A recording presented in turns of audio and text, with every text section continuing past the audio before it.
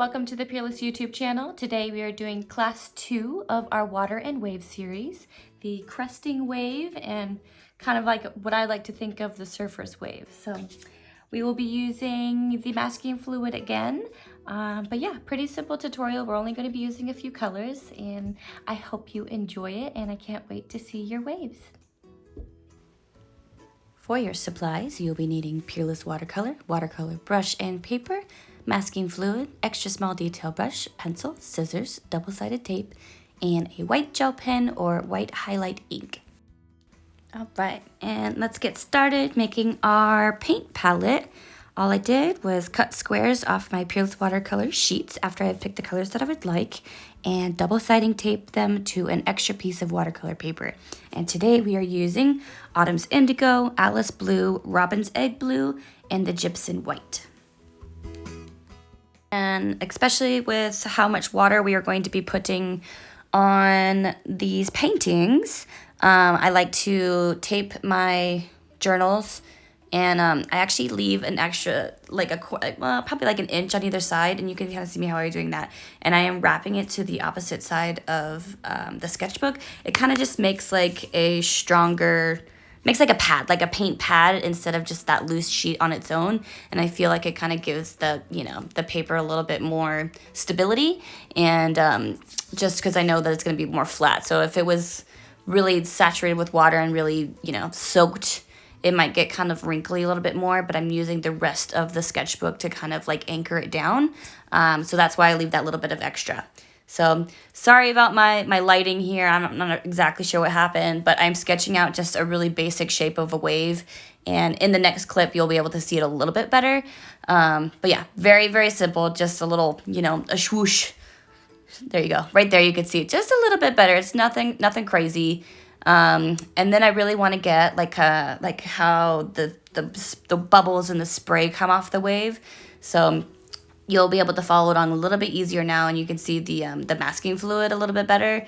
But right at the bottom, when the wave starts crashing down, I want a lot more masking fluid, and then kind of that little like C, like the upper C shape, and then the curves. I want to have quite a few, like lines and swirls, not quite swirls, but like more like C shape of the masking fluid, and then especially on the top, like what am I gonna call it? I'm gonna call it like the sea spray, where like the the little the extra little bubbles and things that are coming off of the wave as it's crashing down. So you'll have a lot more up there too.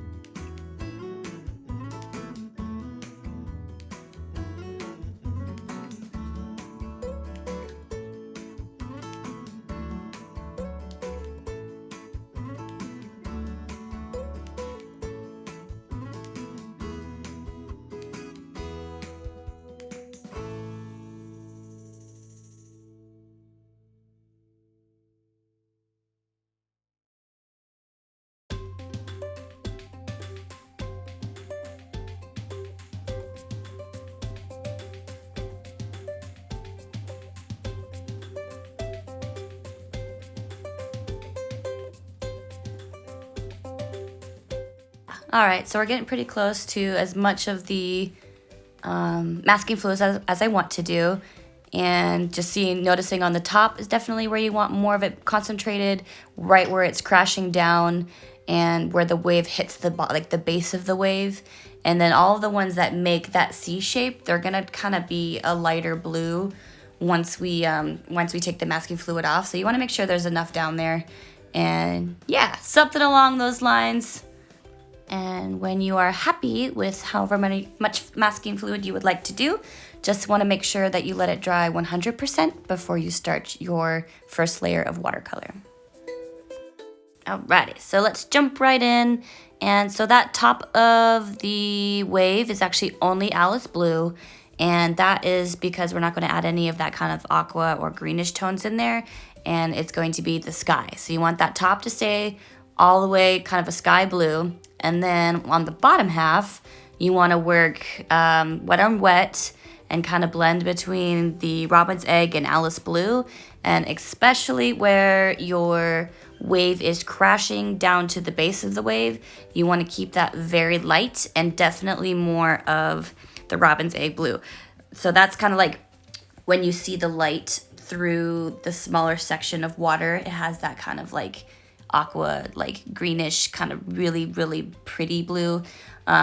Because there's, you know, more light is traveling through because it's only that little tiny bit of the wave. And then as the wave gets bigger and closer to the full ocean bottom, that's where you want the depth and the darkness to be. So just kind of imagining, you know, kind of as the wave is cresting, it gets lighter, and then that C shape down to where it connects with the rest of the ocean water darker.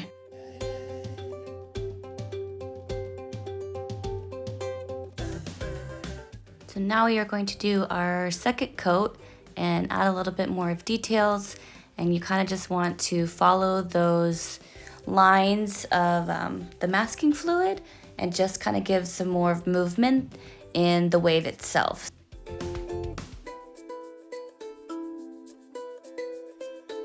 Around with the different colors and tones, and I'm going to use a little bit of the gypsum white and kind of make some white highlights on the top of the wave. And I kind of mix it with the Alice blue a little bit, and then for some lighter areas I mix the gypsum white with the robin's egg blue for like a super light teal color. And yeah, the gypsum white is so cool. I feel like it works with any of the paint if you want it to be like a little bit more opaque and kind of use it as a highlight, but you don't want it to be like as a stark white as like a gel pen or like a white ink. And it just adds like a really nice softness to it too. So play around with that, and yeah, and then we'll be getting to the next part.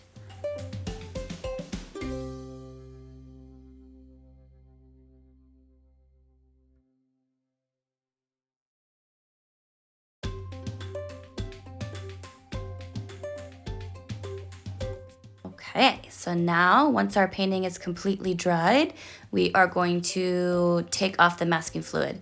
And if you, for some chance, don't wait for it to be dry, you will notice very quickly you can tear up your watercolor paper, you could smudge your painting and everything. So if I could tell you one thing, just be super patient with your masking fluid and your painting and let them dry together. And now that we have it all off, I'm making a very translucent kind of aqua tone, and I'm going to be filling in those areas inside the wave that are not like where the water and the sea sprays are with that aqua, and just brightening up all of those areas. And those will kind of just be, you know, where the light hits it, a little bit more of those lighter pieces, and just getting like that super, you know, super top layer of aqua. And further down on the bottom, I might make it a little bit darker, but not too much. And yeah, just kind of giving it some more depth.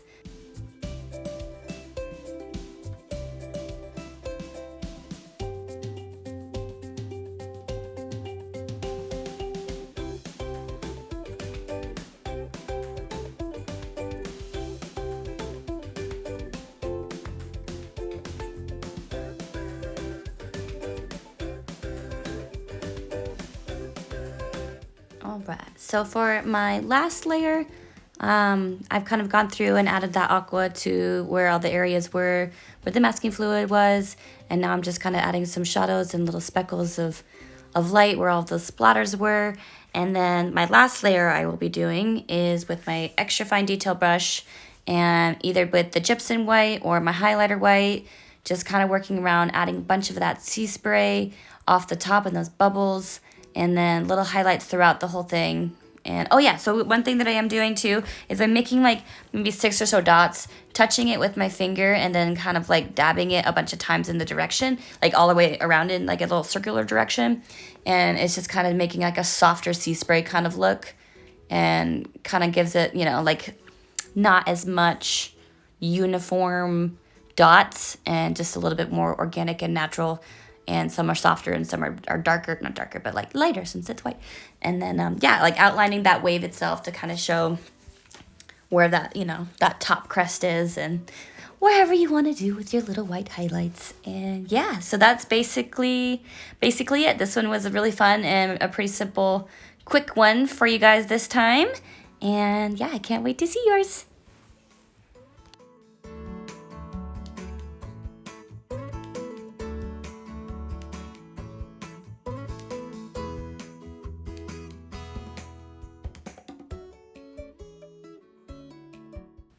And the finaling touches, and then the big reveal, and being able to see both together in my watercolor journal, which I love these journals so much, and they sell out so fast. So if you ever see that we have them in stock, get on there as soon as you can and grab one because they are amazing. The quality is awesome, and my completed paintings. For watching, make sure to like and subscribe and share with your friends, and we will see you next time for class 3.